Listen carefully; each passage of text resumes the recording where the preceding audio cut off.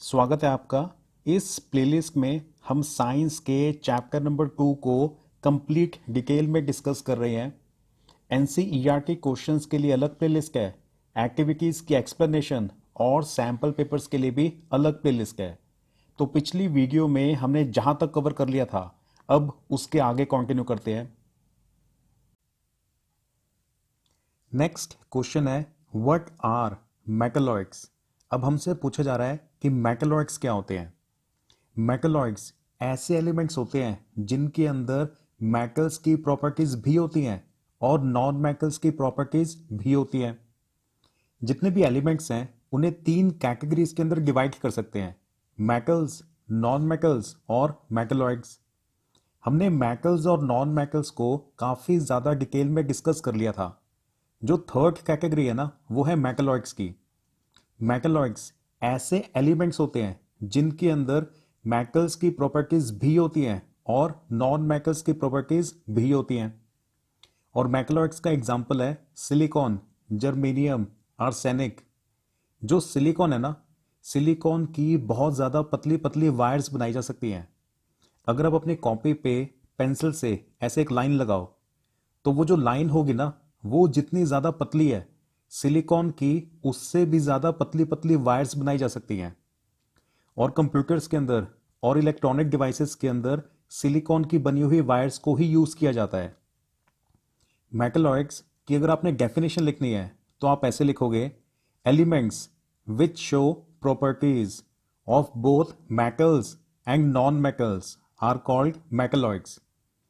जो ऐसे एलिमेंट्स होते हैं ना, जो दोनों की प्रॉपर्टीज को शो करते हैं, उनमें कुछ प्रॉपर्टीज मेटल्स की होती हैं और कुछ प्रॉपर्टीज नॉन मेटल्स की होती हैं, ऐसे एलिमेंट्स को मेटलॉइड्स बोला जाता है। और इनका सबसे अच्छा एग्जांपल है सिलिकॉन, जर्मेनियम और आर्सेनिक। नेक्स्ट क्वेश्चन है, differentiate between mixtures and compounds. हमने कंपाउंड्स और मिक्सचर्स के बीच में क्या क्या डिफरेंसेस होते हैं उन्हें डिस्कस करना है। देखो, दो या दो से ज्यादा एलिमेंट्स जब आपस में एक दूसरे के साथ रिएक्ट करेंगे ना, और रिएक्ट करके एक नया सब्सटेंस बना लेंगे, तो उसे बोलते हैं कंपाउंड। कंपाउंड तब बनेगा जब दो या दो से ज्यादा एलिमेंट्स आपस में एक दूसरे के साथ रिएक्ट करेंगे, मतलब केमिकल रिएक्शन होगी। और मिक्सचर तब बनता है जब आप दो या दो से ज्यादा एलिमेंट्स को या कंपाउंड्स को बस आपस में मिक्स करके रख दो, उनको आपस में रिएक्ट करना जरूरी नहीं है। मिक्सचर्स के अंदर जो जो चीजें हैं ना, उन सब की प्रॉपर्टीज वैसी की वैसी ही रहती हैं। लेकिन जब कोई कंपाउंड बन जाता है, कंपाउंड की प्रॉपर्टीज कंप्लीटली डिफरेंट होती हैं उन एलिमेंट से जिनसे मिलकर वो वाला कंपाउंड बना है। तो मिक्सचर और कंपाउंड ये दोनों ही एलिमेंट्स से मिलकर बने होते हैं, लेकिन ये काफी ज्यादा डिफरेंट होते हैं। तो एक एक करके इनके बीच में क्या क्या डिफरेंसेस होते हैं उन्हें डिटेल में डिस्कस करते हैं। मिक्सचर्स में फर्स्ट पॉइंट आप लिखोगे, एलिमेंट्स और compounds just mix together to form a mixture and no new compound is formed. अगर आपने मिक्सचर बनाना है तो या तो आप दो या दो से ज्यादा एलिमेंट्स ले लो, या फिर आप दो या दो से ज्यादा कंपाउंड्स ले लो और उनको बस ऐसे ही मिक्स करके रख दो, तो हम बोलेंगे कि मिक्सचर बन गया है। और मिक्सचर के अंदर ना नया सब्सटेंस नहीं बनता, मतलब न्यू कंपाउंड की फॉर्मेशन नहीं होती है। कंपाउंड में फर्स्ट पॉइंट में आप लिखोगे, elements react to form new compounds. Compound बनाने के लिए दो या दो से ज्यादा एलिमेंट्स को आपस में एक दूसरे के साथ रिएक्ट करना पड़ेगा, और रिएक्शन के बाद जाके कंपाउंड बनेगा। और कंपाउंड की जो प्रॉपर्टीज होती है ना, वो उन एलिमेंट से कंप्लीटली डिफरेंट होती है जिनसे मिलकर वो बना हुआ है। सेकंड पॉइंट है, a mixture has variable composition. Mixture की कॉम्पोजिशन फिक्स नहीं होती, वेरिएबल होती है। इसका मतलब ये है कि मिक्सचर जिन सब्सटेंसेस से मिलकर बना है ना, वो सारे के सारे सब्सटेंसेस हर जगह पर सेम परसेंटेज में प्रेजेंट नहीं होते। किसी जगह पे कोई सब्सटेंस ज्यादा परसेंटेज के अंदर होगा, तो किसी जगह पे कोई और सब्सटेंस ज्यादा परसेंटेज के अंदर होगा। हर जगह पे सारे के सारे सब्सटेंसेस सेम परसेंटेज के अंदर प्रेजेंट नहीं होंगे। तो मिक्सचर की कॉम्पोजिशन फिक्स नहीं होती, बल्कि वेरिएबल होती है। अ कंपाउंड हैज फिक्स्ड कॉम्पोजिशन। जो कंपाउंड होते हैं ना, उनकी कॉम्पोजिशन हमेशा ही फिक्स्ड होती है। कंपाउंड जिन एलिमेंट से मिलकर बना हुआ है, पूरे के पूरे कंपाउंड के अंदर वो एलिमेंट्स हमेशा ही सेम परसेंटेज के अंदर पाए जाएंगे। नेक्स्ट पॉइंट है, a mixture shows the properties of the constituent substances. Mixture जिन सब्सटेंसेस से मिलकर बना हुआ है उन्हें बोलते हैं constituent substances.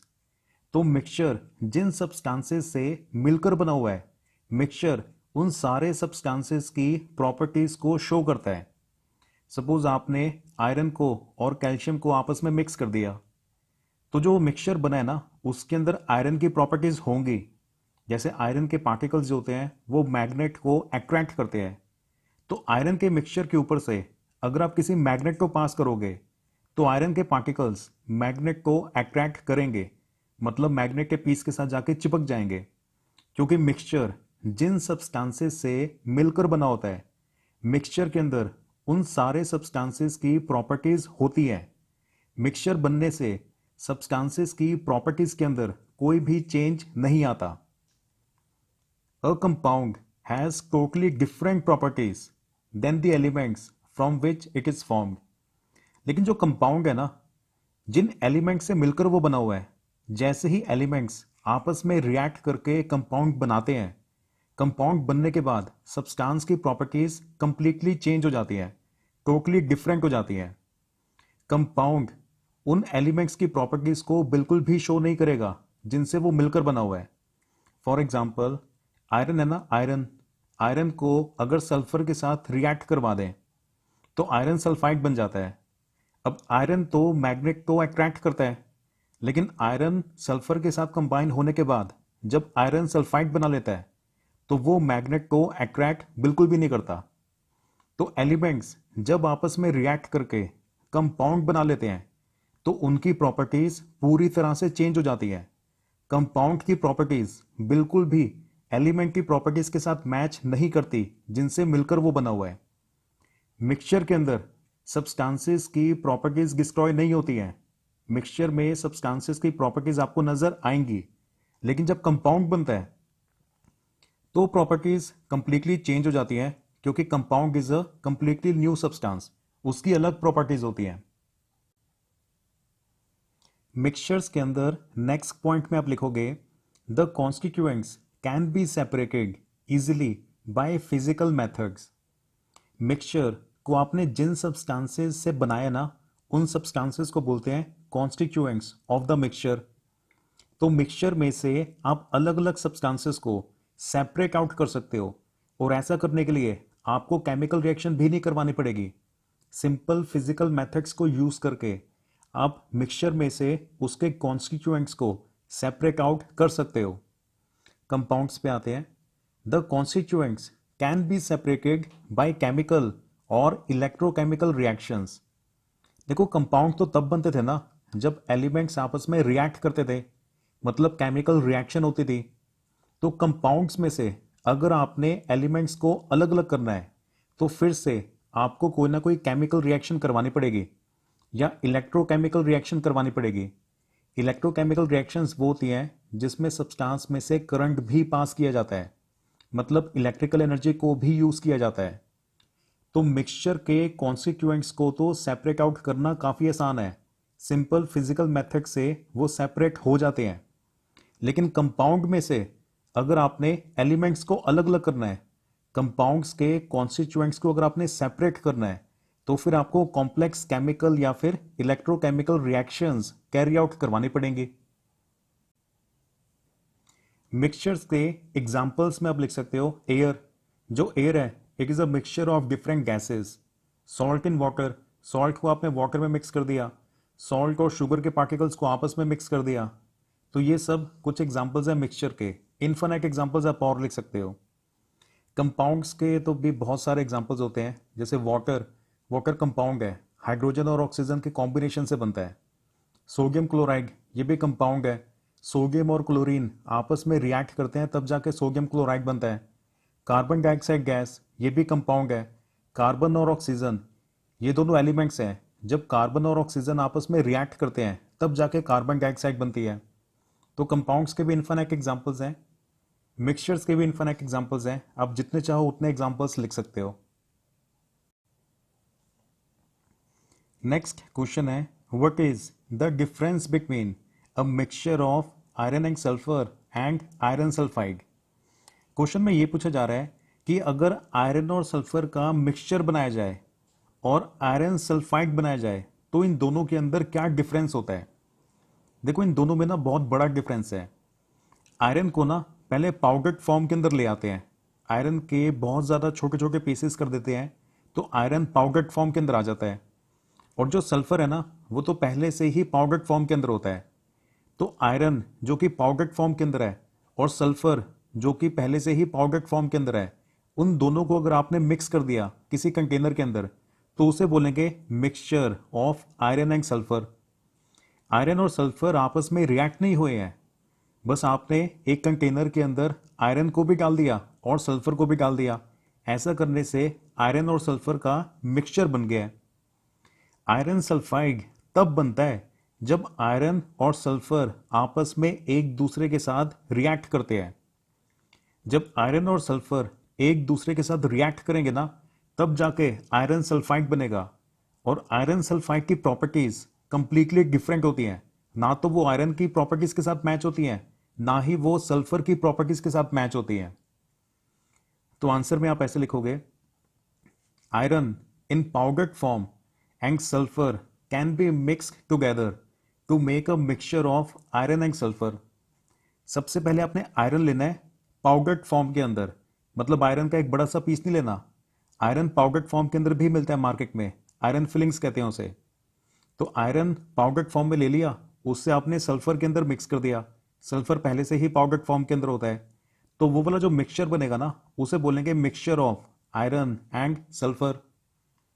Iron particles can be separated from the mixture without any chemical reaction by using a magnet.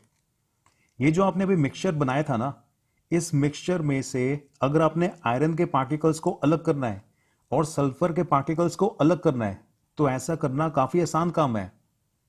आपने क्या करना है, सिर्फ एक मैग्नेट लेना है, उस मैग्नेट को आपने मिक्सचर के ऊपर से मूव करना है। तो जो आयरन के पार्टिकल्स हैं वो मैग्नेट के साथ आके चिपक जाएंगे, उनको आपने अलग कंटेनर में फिर कलेक्ट कर लेना है। दोबारा से मैग्नेट को आप मिक्सचर के ऊपर मूव करो, फिर से मिक्सचर में से काफी सारे आयरन के पार्टिकल्स निकल के मैग्नेट के साथ चिपक जाएंगे, उनको आप फिर से दूसरे कंटेनर में कलेक्ट कर लो। तो ऐसे मैग्नेट को यूज करके आप मिक्सचर में से सारे के सारे आयरन पार्टिकल्स को अलग कर सकते हो। सल्फर को भी अलग किया जा सकता है। अगर आपने मैग्नेट को यूज नहीं करना ना तो एक लिक्विड होता है उसे बोलते हैं कार्बन डाइसल्फाइड। कार्बन डाइसल्फाइड के अंदर ना सल्फर बड़ी आसानी से डिसॉल्व हो जाता है। तो आप मिक्सचर के अंदर कार्बन डाइसल्फाइड डालो, सल्फर के पार्टिकल्स उसमें डिसॉल्व हो जाएंगे, आयरन के पार्टिकल्स डिसॉल्व होंगे नहीं। तो जब छानेंगे तो आयरन के पार्टिकल्स अलग हो जाएंगे और सल्फर हमारा उस सॉल्यूशन के अंदर मिक्स हो गया है।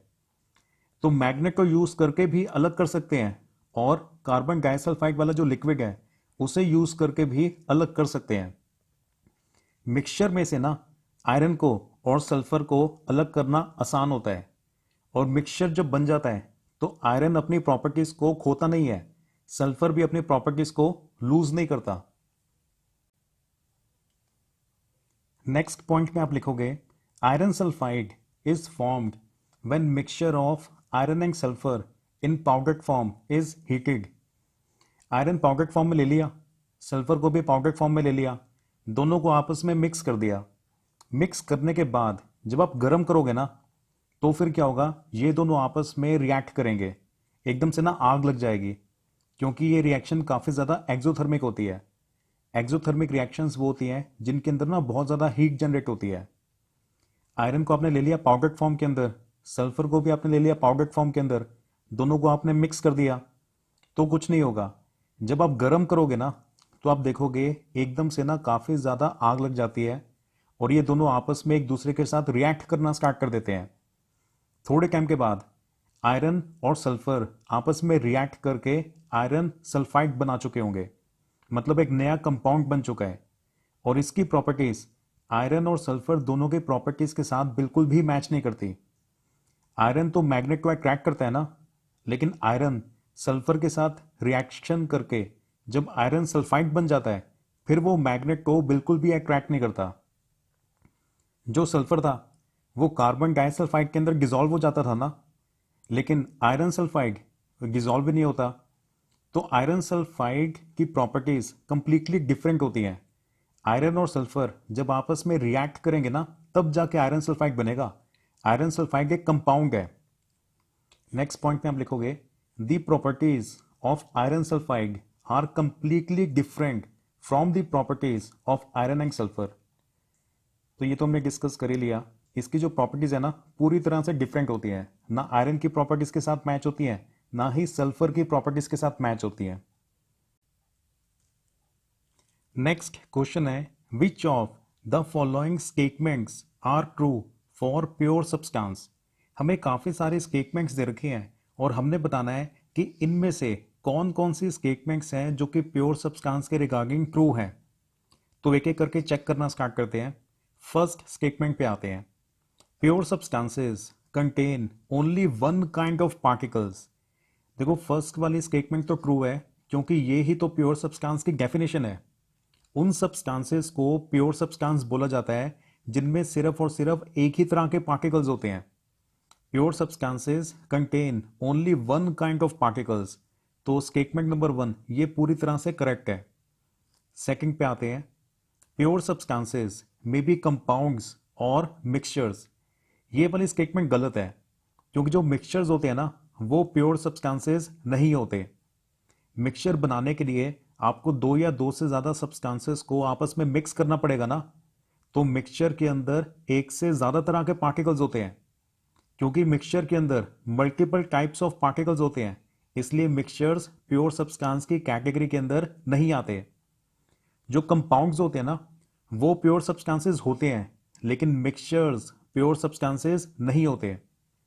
अगर इस वाली स्टेटमेंट में से ये वाला वर्ड हटा दिया जाए, सिर्फ यहां तक स्टेटमेंट होती तो होता ठीक, लेकिन यहां पे मिक्सचर भी प्रेजेंट है ना, इसकी वजह से सेकंड वाली स्टेटमेंट गलत है। तो फर्स्ट ठीक है, सेकंड गलत है। थर्ड पे आते हैं, pure substances have same composition through out. Third statement भी करेक्ट है क्योंकि जो प्योर सब्सटेंसेस होते हैं ना उनकी कॉम्पोजिशन पूरे के पूरे सब्सटेंस में हमेशा ही सेम होती है। प्योर सब्सटेंसेस की कॉम्पोजिशन सेम होती है। कॉम्पोजिशन सेम होने का मतलब है कि सारे के सारे पार्टिकल्स हर जगह पर सेम परसेंटेज के अंदर प्रेजेंट होते हैं। तो थर्ड स्टेटमेंट ठीक है। फोर्थ पॉइंट पे आते हैं, pure substances can be exemplified by all elements other than nickel. ये वाली स्टेटमेंट भी गलत है। देखो क्वेश्चन में फोर्थ स्टेटमेंट ये बोल रही है कि जो प्योर सब्सटेंसेस है ना उनके एग्जाम्पल में सारे के सारे एलिमेंट्स आते हैं अदर देन निकल। निकल को छोड़ के बाकी जितने भी एलिमेंट्स हैं वो सारे प्योर सब्सटेंसेस के एग्जाम्पल्स हैं। निकल भी एलिमेंट है और निकल भी प्योर सब्सटेंस के अंदर आता है। फोर्थ स्टेटमेंट में कह रहे हैं कि प्योर सब्सटेंस में बाकी सारे एलिमेंट्स तो आते हैं लेकिन निकल नहीं आता। ये वाला पॉइंट गलत है। प्योर सब्सटेंसेस के अंदर सारे के सारे एलिमेंट्स आते हैं, निकल भी आता है। तो ये वाली जो फोर स्टेटमेंट्स है ना उसमें से स्टेटमेंट नंबर 1 और स्टेटमेंट नंबर 3, 1 और 3 ये दोनों करेक्ट है, 2 और 4 ये दोनों इनकरेक्ट हैं। सेकंड स्टेटमेंट गलत इसलिए है क्योंकि जो मिक्सचर्स हैं वो प्योर सब्सटेंसेस नहीं होते। और फोर्थ वाली स्टेटमेंट गलत इसलिए है क्योंकि फोर्थ वाली स्टेटमेंट में कह रहे हैं कि प्योर सब्सटेंसेस में निकल नहीं आता, जो कि गलत है। निकल एलिमेंट है और वो भी प्योर सब्सटेंसेस की कैटेगरी के अंदर ही आता है। तो जो ऑप्शन हमें दे रखे हैं ना ए बी सी और डी, इसके अंदर देखो जो ऑप्शन नंबर बी है उसमें फर्स्ट और थर्ड आ रहा है। तो option number B is correct क्योंकि फर्स्ट वाली और थर्ड वाली, फर्स्ट और थर्ड ये दोनों स्टेटमेंट्स करेक्ट हैं, सेकंड और फोर ये वाले स्टेटमेंट्स रॉन्ग है। तो आप अपने आंसर में लिखोगे ऑप्शन बी इज करेक्ट क्योंकि ऑप्शन बी के अंदर स्टेटमेंट नंबर 1 और 3 लिखा हुआ था, ये दोनों स्टेटमेंट्स करेक्ट हैं। और रीजन आप ये लिखोगे स्टेटमेंट 1 इज करेक्ट क्योंकि pure substances contain only one kind of particles. Statement one correct इसलिए है क्योंकि प्योर सब्सटेंस के अंदर हमें पता है सिर्फ और सिर्फ एक ही तरह के पार्टिकल्स होते हैं। Statement number 2 is incorrect. जो सेकंड स्टेटमेंट थी वो गलत थी, क्योंकि mixtures are not pure substances. क्योंकि जो मिक्सचर्स है ना वो प्योर सब्सटेंसेस के डेफिनेशन में फिट नहीं होते हैं, उसमें एक से ज्यादा तरह के पार्टिकल्स होते हैं। Statement 3 is correct. जो थर्ड स्टेटमेंट है वो करेक्ट थी, क्योंकि प्योर सब्सटेंसेस की कॉम्पोजिशन सेम होती है through out the substance. Composition same होने का मतलब है कि प्योर सब्सटेंसेस में जो पार्टिकल्स है ना वो हर जगह पर सेम परसेंटेज में ही प्रेजेंट होते हैं। और जो फोर्थ स्टेटमेंट है, स्टेटमेंट नंबर 4 इज इनकरेक्ट, वो गलत इसलिए है क्योंकि निकल प्योर सब्सटेंस है, और फोर्थ पॉइंट में कह रहे थे कि निकल प्योर सब्सटेंस नहीं है, जो कि गलत है। सारे के सारे एलिमेंट्स ना प्योर सब्सटेंसेस में आते हैं, और निकल भी एक एलिमेंट है, तो वो भी प्योर सब्सटेंस की कैटेगरी के अंदर ही आएगा। नेक्स्ट क्वेश्चन है, rusting of an article made up of iron is called. फिर आगे हमें ऑप्शंस दे रखे हैं और हमने बताना है कि इनमें से कौन सा ऑप्शन करेक्ट है। फर्स्ट पॉइंट पे आते हैं, rusting of an article made up of iron is called corrosion as it is a physical as well as chemical change. देखो फर्स्ट पॉइंट गलत है। जो आयरन की रस्टिंग है ना उसे बोलते तो कोरोजन है, लेकिन कोरोजन फिजिकल चेंज थोड़ी होता है, कोरोजन तो एक तरह का केमिकल चेंज है। फर्स्ट पॉइंट में लिखा हुआ है कि कोरोजन फिजिकल चेंज भी है और केमिकल चेंज भी है, जो कि पूरी तरह से गलत है। कोरोजन तब होता है जब आयरन की केमिकल रिएक्शन होती है। आयरन एटमॉस्फेयर के अंदर जो गैसेस प्रेजेंट है ना उनके साथ रिएक्ट कर जाता है, रिएक्ट करने की वजह से रस्ट में कन्वर्ट हो जाता है, आयरन की कोरोजन हो जाती है, और ये एक तरह का केमिकल चेंज है। क्योंकि यहां पे लिखा हुआ है कि ये फिजिकल चेंज है, इस वजह से फर्स्ट वाला पॉइंट रॉन्ग है। सेकंड पॉइंट में लिखा हुआ है, rusting of iron is called dissolution as it is a physical change. ये तो पूरी तरह से गलत है। डिसोल्यूशन का मतलब होता है किसी सॉल्यूट को सॉल्वेंट के अंदर डिसॉल्व करना। जब आयरन की रस्टिंग होती है, मतलब आयरन की जब कोरोजन होती है, तो वो किसी लिक्विड के अंदर डिसॉल्व थोड़ी हो रहा है। तो ये बी पार्ट तो पूरी तरह से गलत है। डी पार्ट में भी डिसोल्यूशन लिखा हुआ है, तो ये डिसोल्यूशन, ये वर्ड देखते ही आपने समझ जाना ये भी गलत है। ए भी गलत है, बी और डी ये दोनों डिसोल्यूशन की वजह से गलत हो गए। सी पे आते हैं, सी में लिखा हुआ है corrosion and it is a chemical change. Option C is correct. जो आयरन की रस्टिंग है ना उसे बोलते हैं कोरोजन, और ये एक तरह का केमिकल चेंज है।